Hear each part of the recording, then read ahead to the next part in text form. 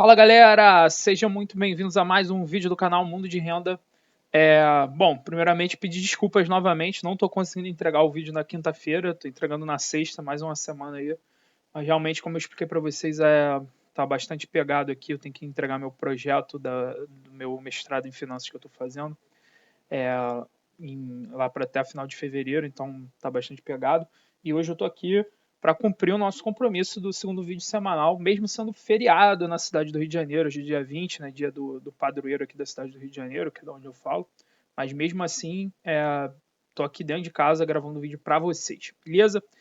O vídeo de hoje eu escolhi o Kisu 11, né, que é um FOF da Kiliman Asset, e que vem dando o que falar aí por um simples fato aqui. Pelo nome dele, se vê, ó, Kiliman FIC Fundo Imobiliário Suno 30. Esse é um fundo que ficou muito famoso, pegou muita fama na carona da Suno, né? Que ele se propôs a ser um fundo passivo que seguiria esse índice aqui, a Suno 30. Né? Antes existia Suno Asset, os fundos da Suno, o professor Baroni, lá na parte de research da Suno, propôs esse novo índice, né, de fundos imobiliários, que ele chamou de Suno 30, que eu vou explicar para vocês mais ou menos a composição dele. Tem até explicando até no relatório gerencial. E essa gestora aqui, a Kiliman, que era uma gestora que até então não tinha muito marketing, né? Não tinha muito, o mercado não conhecia muito, bateu na porta lá da Suno e falou: olha, eu estou a fim de fazer um FOF passivo seguindo o fundo de vocês.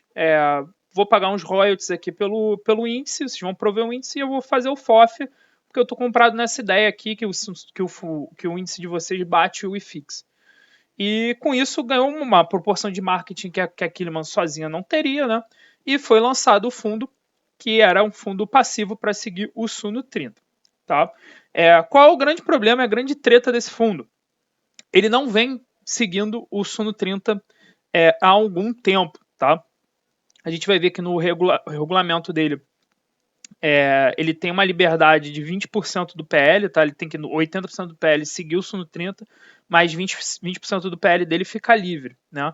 Só que todo o marketing dele é voltado para que, olha, eu sigo o Suno 30. Então as pessoas acham que estão investindo num fundo ali passivo e tudo mais, que vão ter o desempenho do Suno 30, mas na realidade estão levando o gato por lebre, né? Porque ele não está seguindo, não está com uma aderência, um tracking error, que é um referencial de mercado que a gente usa para ver se um fundo está seguindo o índice um fundo passivo está seguindo bem o índice passivo que ele se propõe a seguir, está muito baixo. Né? Porque vem rolando uma gestão muito ativa aí nessa parcela de 20% do PL que ele, por regulamento, pode, mas o ponto é que no marketing dele isso nunca foi muito explicitado, né? Agora que está sendo por conta da insatisfação dos cotistas, né? Que ele tinha esse espacinho no PL para fazer a gestão ativa.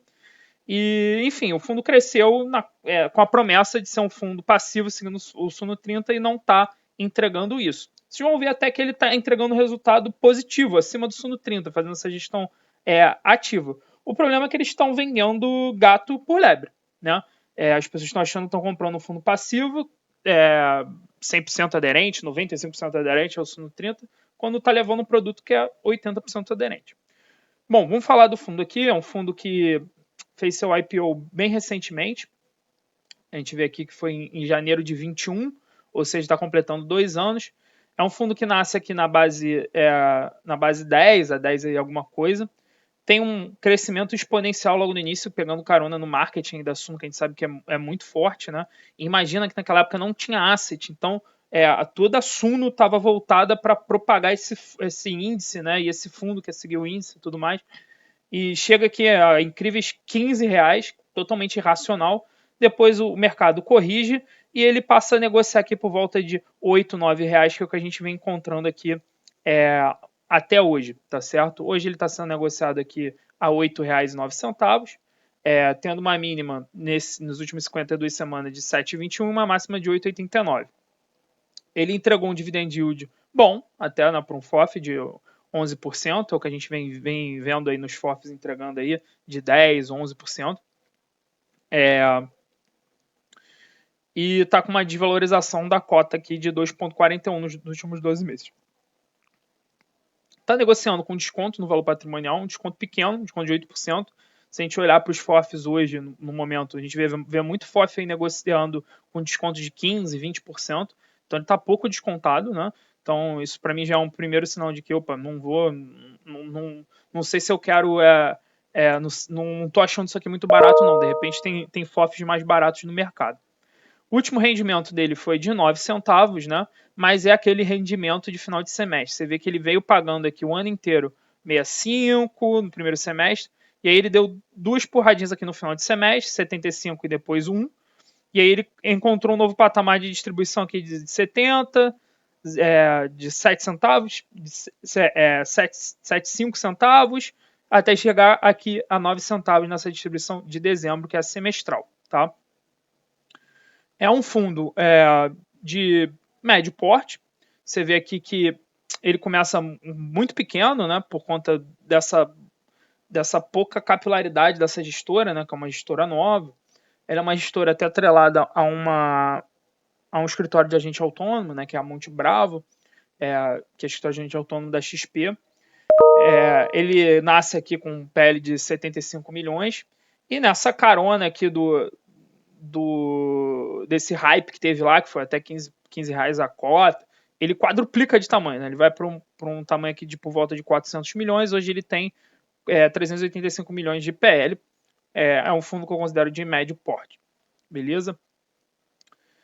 Vamos dar uma olhada agora no relatório gerencial dele. É o relatório de dezembro, tá? Esse relatório saiu agora no último dia 17, se eu não me engano, então ele está bem fresquinho. Falando aqui da distribuição de 9 centavos. O yield anualizado dessa distribuição é 3,33, mas a gente sabe que essa é uma distribuição não recorrente de final de semestre, então esse número aqui destacado dessa forma, mal explicado, até induz um pouco o investidor a erro. Ele tem um número de cotista muito bom, tá? Até por ele ser base 10, ter esse envolvimento com a Suno. Se bem que depois que ele começou a não aderir muito ao Suno 30, a Suno tem feito até um marketing negativo desse fundo, tá? Você vê as principais pessoas que envolvidas na Suno quando falam nesse fundo falam mal por conta dessa questão, tá? Mas ele tem um número de cotista bem alto aqui, 110 mil para o tamanho do PL dele, cota patrimonial está 8,71 e fechou em dezembro a 8,10, hoje está negociando um pouquinho abaixo disso, né? Aqui ele começa, até então, até antes dessa carta aqui, ele em momento nenhum fala dessa questão de que, ele explica muito bem essa questão de que, a gente tem gestão ativa assim, a gente combina. Até então o market era seguir isso no 30, né? Aqui ele fala que, começa a falar da questão de gestão ativa, que é a origem do fundo, a parceria da Kiliman com a Suno, papapá, e aqui ele deixa bem claro pela primeira vez no relatório gerencial, que o regulamento prevê que ele vai aplicar no mínimo 80%. Os outros 20% é gestão ativa, né? E aqui ele traz o gráfico que de fato mostra que, olha, a cota patrimonial do fundo e comparada com o Suno 30 e a cota patrimonial é ajustada, né, com a gestão ativa. Você vê que a gestão ativa aqui nessa linha azul gerou valor para o cotista, tá? Que ele fala que ele usa time de mercado para vender e comprar posições, que a gestão ativa, que isso foi muito importante no ano de 2022, foi um ano muito difícil.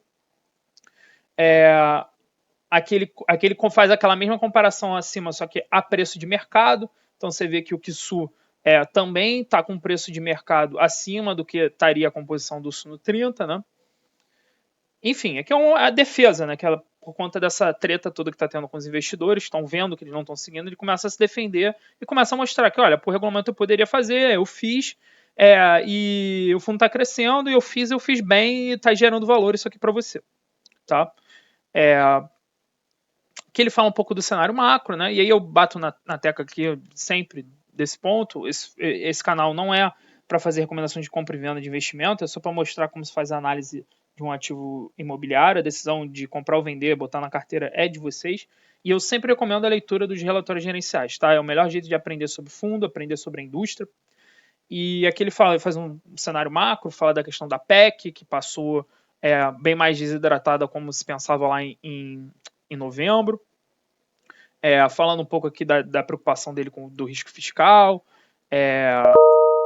fala um pouco como performou o Ibovespa e tudo mais, essa incerteza em relação às medidas fiscais, está trazendo um risco adicional ao mercado, fala da inflação, fala de como a inflação impactou os fundos de papel da carteira e tudo mais, tá?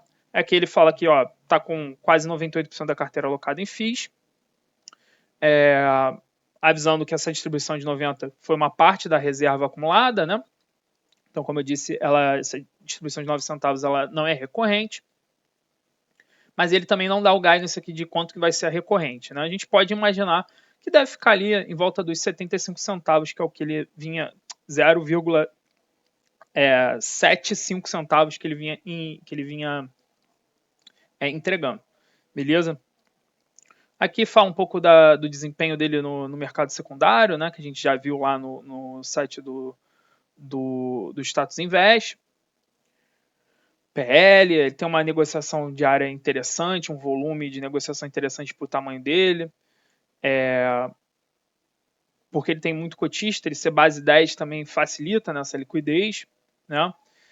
Ele vem mostrando aqui que ele tem um crescimento muito interessante no número de cotistas, então isso melhora a liquidez dele, tem cotistas em todos os estados do Brasil. Olha o crescimento do número de cotistas, realmente uma curva bastante exponencial, vem com um crescimento composto de quase 10% ao mês de número de investidores, facilita na liquidez dele.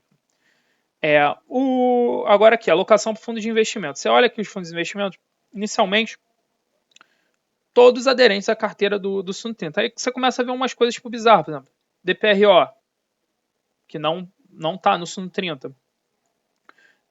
Esse tamanho de DEVA aqui não é o mesmo do Suno 30.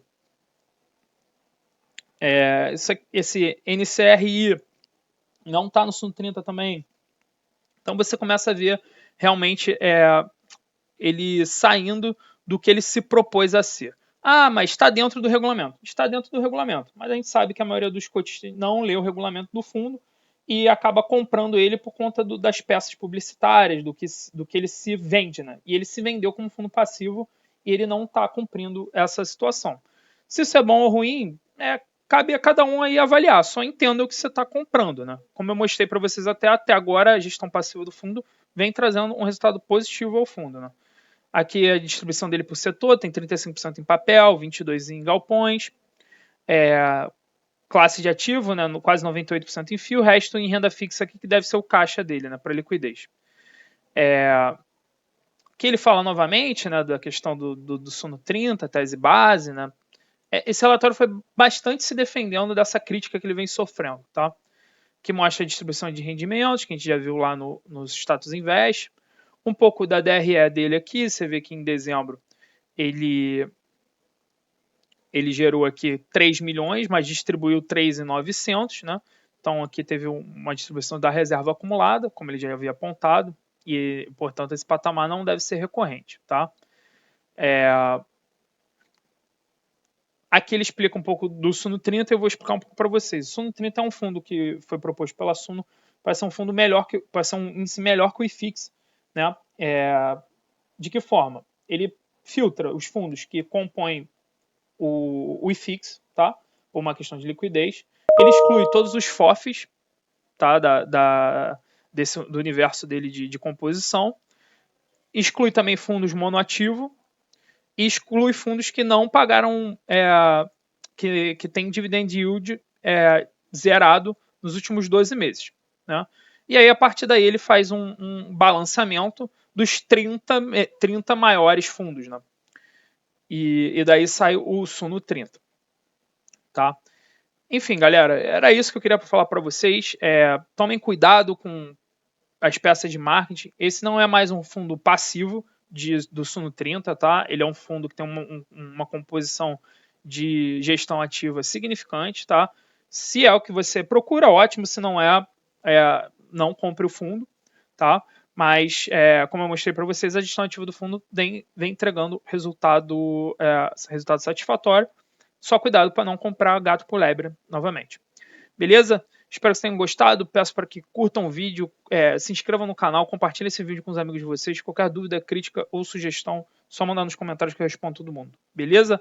Valeu, um abraço e tchau!